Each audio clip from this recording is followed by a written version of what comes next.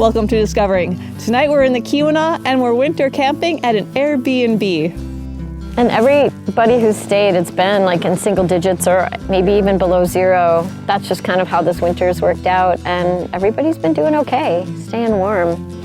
And Dad and I hit the ice for a little bit of bluegill fishing. There's the bike. So sit back and relax. It's Monday night and it's time for Discovering.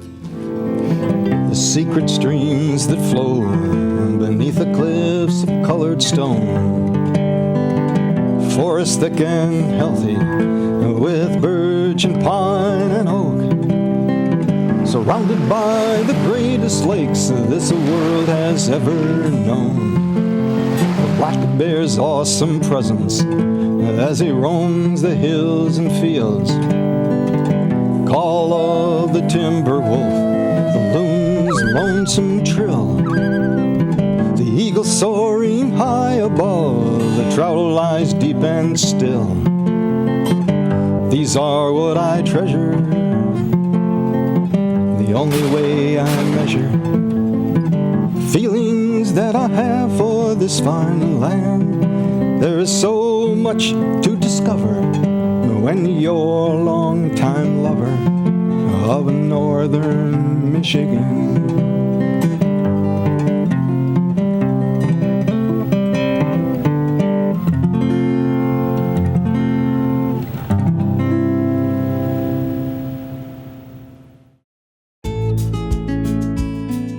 The Keweenaw Peninsula typically sees the highest snow totals of anywhere in the UP, so it's probably one of the best places to experience winter camping. I found a unique Airbnb in Calumet where you can rent a canvas tent, furnished and set up for winter camping. I brought my dad along for an overnight adventure and to meet the hosts. The hosts are Greg and Kim Green, and their property sits right on the Houghton-Keweenaw County line. The Greens opened their property for winter camping just this winter. It was a couple 100-yard snowshoe from the parking lot to the campsite. We went right after the Keweenaw got dumped with something like 20 inches of snow. I scheduled this trip with hopes of it being a warm night, but Mother Nature didn't cooperate. It was chilly, but the sun was out, and even better, no wind, which I feel is rare. But even if it was windy, the snow was piled so high around the campsite, we were in our own little protected bunker. And everybody who's stayed, it's been like in single digits or maybe even below zero. That's just kind of how this winter's worked out, and everybody's been doing okay, staying warm. We had a couple of young ladies we knew that they were initiated at over Christmas break from Tech. They're freshmen college students, so they great, processed their own wood and sat in their red and drank tea, and so we thought, okay, I think it's gonna go. We're gonna put it up on Airbnb and see if it goes, and get a few people. It's called the unglamping because if you look online, there's camping in these bell tents that have draped beds and candles, and that's more in the summertime, but so we titled it Unglamping online, so glamping in the hardwoods, so people know this is going to be actually pretty much the real deal. It's going to be cold. You would be our fifth group, people staying here. We've had 3 Airbnb guests so far, and 1 coming this weekend on Friday. So we're cool with that, like just being sort of slow and easy, because we don't want to get overwhelmed. But this really became just like a project that gave Greg something to focus on and do and really create. And it's really amazing. He was having some trouble with his back this summer, and that kind of took away from his normal activities. And so Greg created this campsite as a project this summer, fall. I went in and I sold my gravel bike, and cost the exact same amount as that tent did. It was $800 for the tent and $200 for the stove, so it's not too much investment. And then everything else is Goodwill or knocked together with junk. So Greg's an artist, and he's used to scavenging. As long as I've known him, he's always been a scavenger for thrift items, and he's always looking at the ground and picking up things that he would use in his art. And so this camp has kind of become like a big art project. In a way. Right here was a stump. It was a ironwood stump sticking out, so heavy enough to carve it down. And then got this little splitter for just pretty much just processing kindling, but works pretty good. Not too many bigger pieces, but and then we were out doing some hiking and some burls on a pine. Yeah. So that one works a little bit better for smaller stuff. And then this one, we figured, is for wives that want their husbands to go out and cut some wood. So that doesn't do absolutely anything. So if you want to try some of this stuff later, but cut some cedar back behind us here in the fall. So really get air drafting through the hole and out the top. And I put some roofing nails on there. You can get it going, and I usually use the bellows to get it from some oxygen finally going, but it'll last about an hour, and you can set your teapot right on there or whatever and cook. You just build a fire right in there. You build it right through the hole. So It's like the log is your stove. this is your stove, so it's disposable. Burns. So Mm-hmm. a bigger.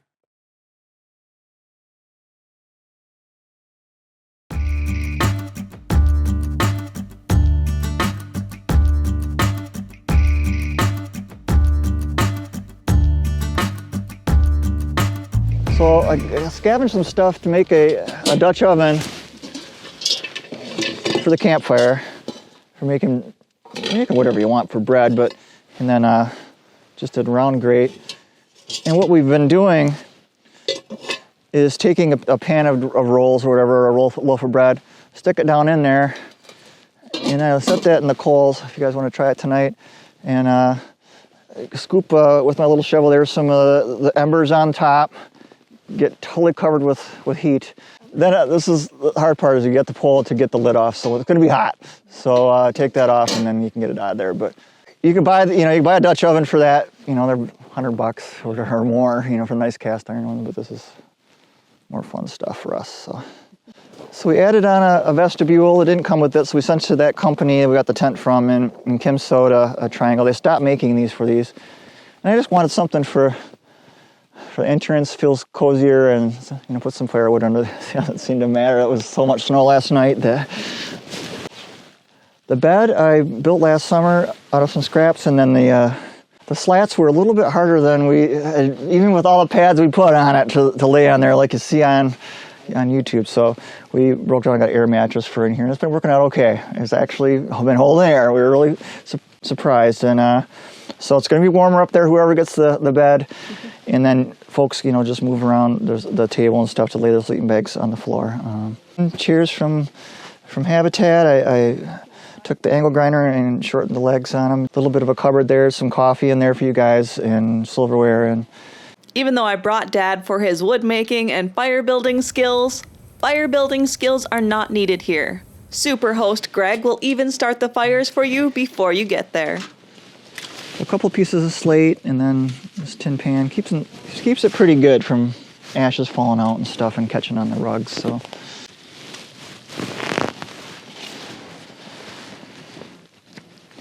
I had a different spark arrestor on the end of that stove pipe last year, and any kind of paper you put in it was clogging it up, and we're like, why is there so much smoke in here? So I actually built this to go away from I added the elbow and added some sections to make the smokestack go away from the tent, and then a big piece of mesh there to catch. I don't have any worries that we're gonna catch on fire, but from a spark, but you never know. Feels bad.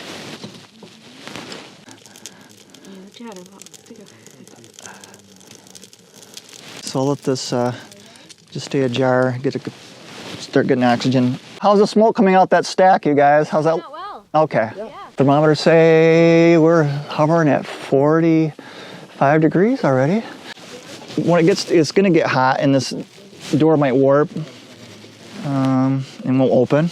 This flap won't open, or this won't turn. So I usually use the old roofing and just tunk it to get that lever back up to loosen again. So.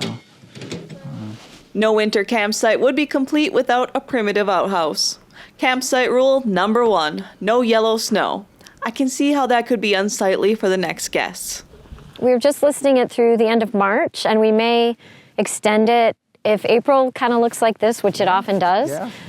We'll probably open it up for April too. Maybe not quite as, maybe a little bit lighter out and maybe not quite as cold, but Yeah. I don't know. And then we're just gonna sort of play it by ear for going into the spring and summer and see if we want to continue it. That and how the bugs go for folks. Yeah. And, we go through that kind of mud season that isn't so pleasant up here. It's kind of ugly in the spring, so, but we'll just see.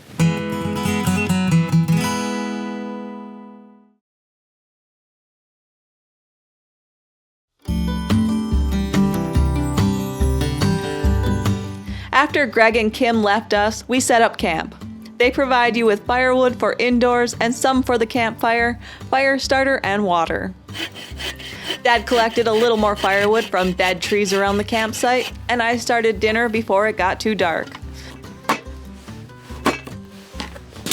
My dad and I aren't much for cooks and would have been perfectly happy with hot dogs, which we did bring, just in case dinner didn't turn out. I have a lot of lake trout in the freezer from stories last year. I know, poor me. So I figured now is a good time to use some of that up.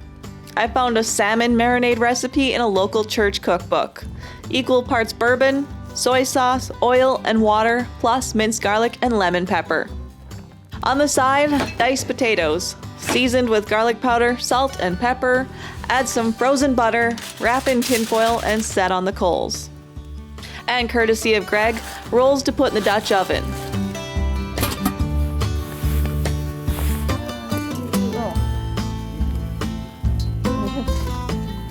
Never tried it. Think I should flip our taters? Oh yeah, probably.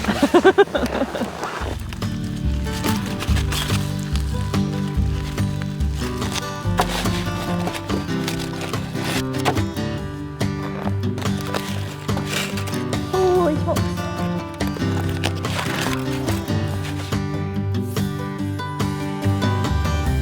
I got distracted with filming, chatting with Dad, and making potatoes, and well, I blackened the rolls, just the way I like them. Whoops. Did you eat the burnt part? This? Yeah. Yeah. Oh.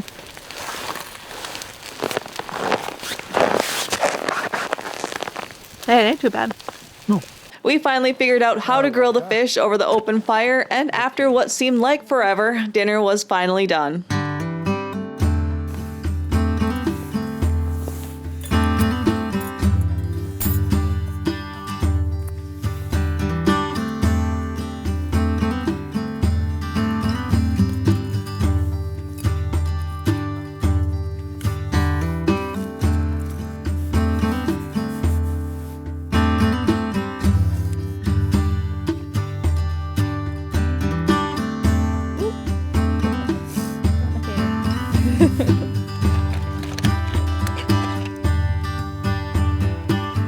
And it was actually good. Or maybe it was hot food on a cold night, so anything was going to taste good.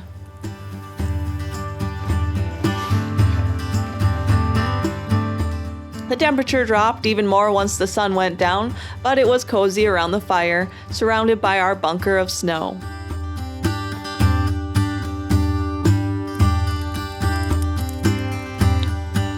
The forest was silent and still. Only once did we hear a snowmobile off in the distance. We stayed outside and sat around the campfire until the last of the firewood was reduced to coals.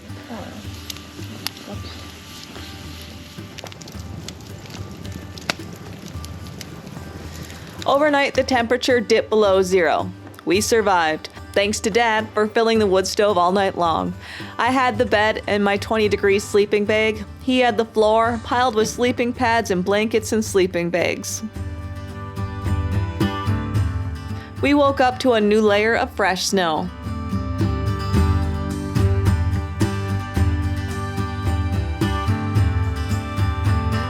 The best part of waking up is coffee and donuts. We enjoyed a couple cups of coffee, packed up, and headed out.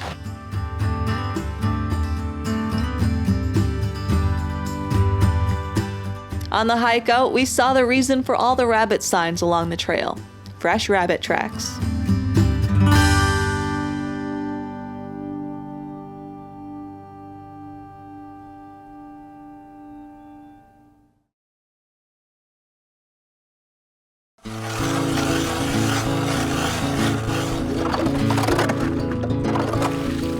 This winter, I made the time to get out on the ice a few times with my dad.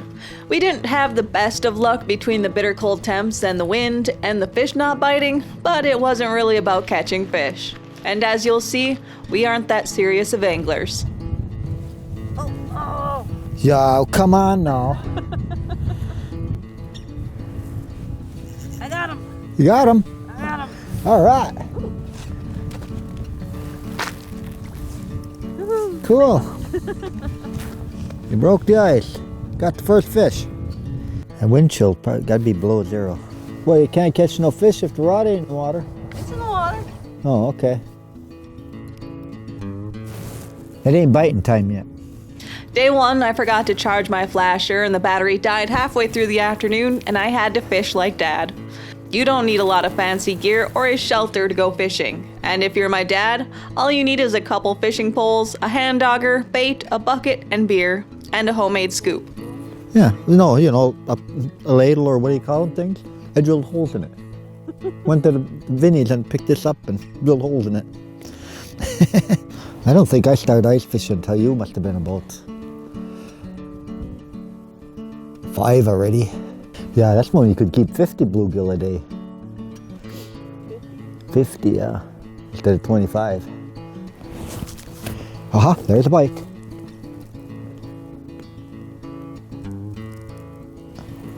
Ah! Dirty bugger.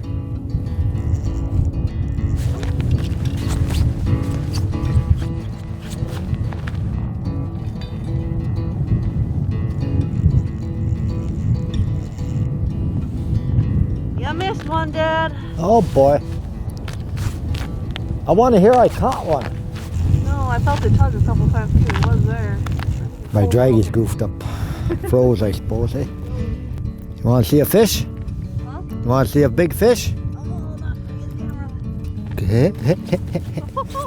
Hey. Well, that's got to be what? Let's see. That's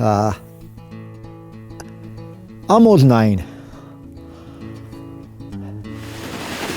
Day 2, we learned that a friend with a power auger makes life a lot easier. We thankfully ran into my friend John, who drilled a few holes for us so Dad didn't have to with the hand auger this time. Day 2 must have also been Take Your Dad Fishing Day. Neither John or his dad Mike wanted to be on TV. What do you get?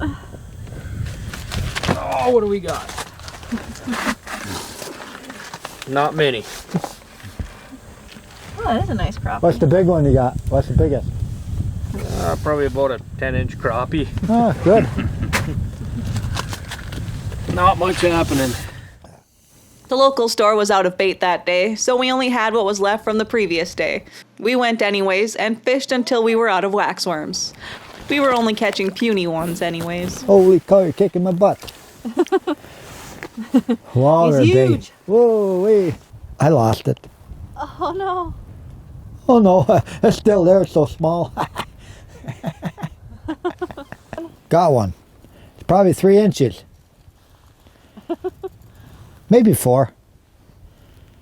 Maybe 5. Fighting, little bugger. Ah, 5.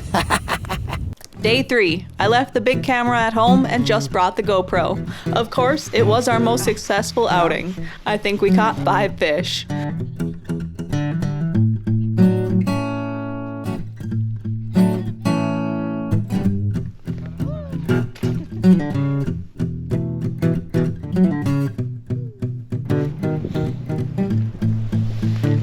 You get him? Little one.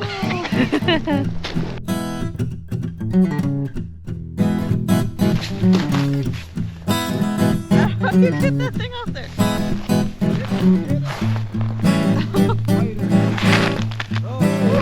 That's not a huge one, but Within a minute, I'm gonna have a bite. 1 minute. 1. Should I set a timer? Tune in to Discovering next week to see how the Michigan DNR stocks fish in one of the most remote lakes in the Upper Peninsula, Mirror Lake in the Porcupine Mountains. Plus, we hit another lake to ice fish for splake. That's all for tonight, and I hope to see you right back here next week for Upper Michigan's very own Discovering.